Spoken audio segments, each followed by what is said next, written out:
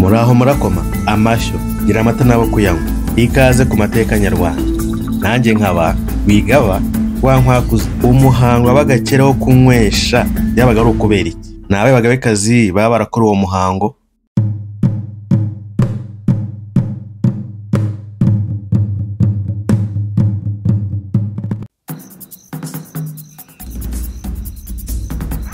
Mu mateka y'u Rwanda habagaho umuhango bitaga kunywesha. Ni uburyo bwakorwaga mu miyoborere ya cyami mu bihe byo hambere, nko kuroga umwami cyangwa se umugabekazi ngo abise umuzungura wo watanze ajye ku ngoma.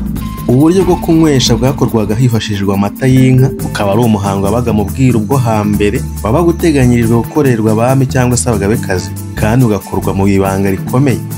Mu miterere y'imiyoborere y'ingoma ya cyami mu Rwanda nk'uko yagenwe na Gihanga wahanze u Rwanda, yagenaga ko umwami yimana ingoma na nyina. Umwe akaba umwami, undi akaba umugabekazi, bagafatanya gutwara igihugu mu bitekerezo bisangiwe. Umugabekazi agasangiza umwami ariwe muhungu we inararibonye yakuye ku ngoma ya se, ari nayo wari umugabo we. Ikindi byafashaga mu miyoborere y'u Rwanda ni uko iyo umwami yimaga akiri muto, ko hari abimye bakiri impinja, abandi bagatanga basize uzabazungura mu nda, yategekerwaga na nyina kugeza igihe akuriye bakamushyikiriza ibirango by'igihugu, ubundi akagitwara. Ubwiru bw'imikabame bwagenaga ko wategekewe na nyina agomba gushyikirizwa ingoma atarengeje imyaka 20. Aha bikaba byarazibaga icyuho cy'imiyoborere mu Rwanda, nta rwitwazo ko wimye ingoma atarakura.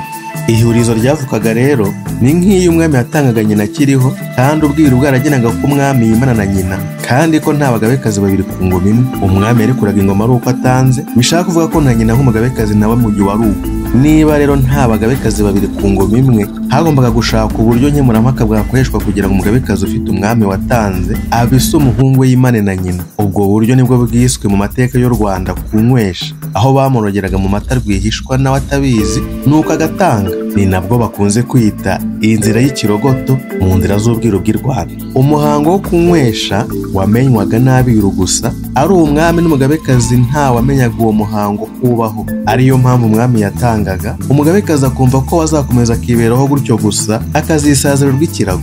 Ariko nyamara uko iminsi yigiragayo nyuma y'urupfu rw'umwami, niko abiru bogogaga runono umugabekazi bakamunywesha. Umugabekazi yanyweshwaga nyuma yo kwerera umwami watanze. Ariko uko ingoma ya cyami yarushagaho kurama mu Rwanda, niko uwo muhango kimwe n'indi mihango y'ubwiru yagiye imenyekana muri rubanda, n'abategenewe bakayimenya. Ariyo mpamvu ari abagabekazi bamweshejwe ku mbaraga, kuko bari barasobanukiwe n'ibyo kunyweshwa bakagenda babihunga, agashira igihe kinini batarabikorerwa. Muri aya mateka tukaba tugiye kubatekereza bamwe mu bagabekazi bamweshejwe nyuma y'itanga ry'abahungu babo bari babereye abagabekazi, ariko turaza no kubacukumburira tuzabageze no ku mateka y'abarusimbutse bakisazira batanyweshejwe. Impamvu twibanze ku bagabekazi ni uko aribo bakunze kurama, abami bagatanga mbere yabo, bagasiga ba nyina bari bafatanyije ubutware bakiriho. Mu bagabekazi 27 batwaye u Rwanda, abanyweshejwe bizwi ni batatu: umugabekazi Nyaruganzu wa mbere Nyakanga, umugabekazi Nyiramibambwe wa gatatu Nyiratamba, ndetse n'umugabekazi Nyiramavugo wa gatatu Nyiramongi. Reka noneho duhere ku mugabekazi Nyaruganzu wa mbere Nyakanga. Umugabekazi Nyaruganzu wa mbere Nyakanga ni nyina wa Ruganzu Bwimba, akaba yaratwaranye ingoma n'umuhungu we Bwimba ahasaga mu 1312 kugeza mu 1345. Ni mwene Nyebunga, akaba afite inkomoko mu muryango mugari w'Abasinga, yanyweshejwe ahasaga mu 1345. Inkuru mbi y'inyweshwa rye yasesekaye mu Rwanda ubwo umuhungu we Ruganzu Bwimba yateraga Igisaka, akagwa inkungu na Munyaga uri mu murenge wa Munyaga mu karere ka Rwamagana, mu ntango y'urugamba rwo kwagura u Rwanda. Uko umuhungu we Bwimba bwa Samukondo yari abereye umugabekazi yari atanze, byari ihame ko abise umwuzukuru we Rugwe akimana ingoma na nyina Nyakiyaga cya Ndiga nta nkomyi. Byari ihame ko abise umwuzukuru we Rugwe akimana ingoma na nyina Nyakiyaga cya Ndiga nta nkomyi. Ubwo nibwo abiru bari barangajwe imbere na Cyenge cya Nyakesa wari umwiru mukuru, bamunywesheje rwihishwa. Inkuru zivugira ku karubanda ko Nyakanga yatanze. Umugabekazi Nyiramibambwe wa gatatu Nyiratamba ni nyina wa Mibambwe wa gatatu Sentabyo, akaba yaratwaranye ingoma n'umuhungu we Sentabyo ahasaga mu 1741 kugeza mu 1746. Ni mwene Sesonga, akaba umugabekazi ukomoka mu muryango mugari w'Abega, akaba yaranyweshejwe ahasaga mu 1746. Nyiramibambwe wa gatatu Nyiratamba ni umwe mu bagabekazi bamaze igihe gito ku ngoma, kuko yayimazeho imyaka 5 nyuma ya nyina Kigeli Mukashema wayimazeho imyaka 2.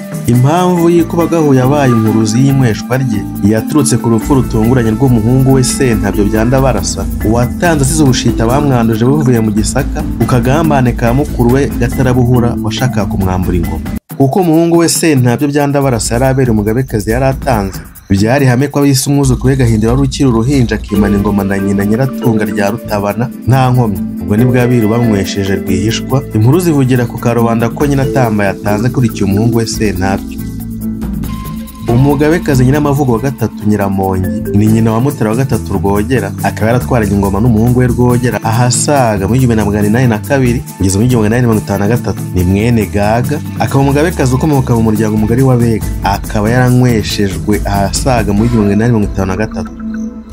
Nyiramavugo wa gatatu Nyiramongi ni umwe mu bagabekazi bamaze igihe kirekire ku ngoma, uko bayimazeho imyaka 51 nyuma ya nyirabukwe Nyirayuhi Nyiratunga bimaze imyaka igera kuri 56.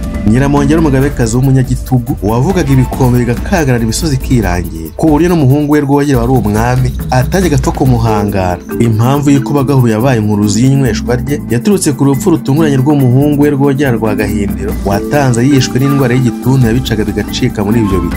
Nyiramongi ni umugabekazi umwe rukumbi watanze bigoranye, kuko yabaye mu bihe amabanga y'ubwiru yari amaze kumenyekana hamwe na hamwe, abari mu nda y'ingoma bamaze kumenya iby'ubwiru bw'inzira y'ikirogoto ariyo yari irimo amabanga avuga ibyo kunyweshwa kw'abami n'abagabekazi. Amateka dutekereza ko yari yaranze kunyweshwa ngo adatanga adahoreye Nyarubuga.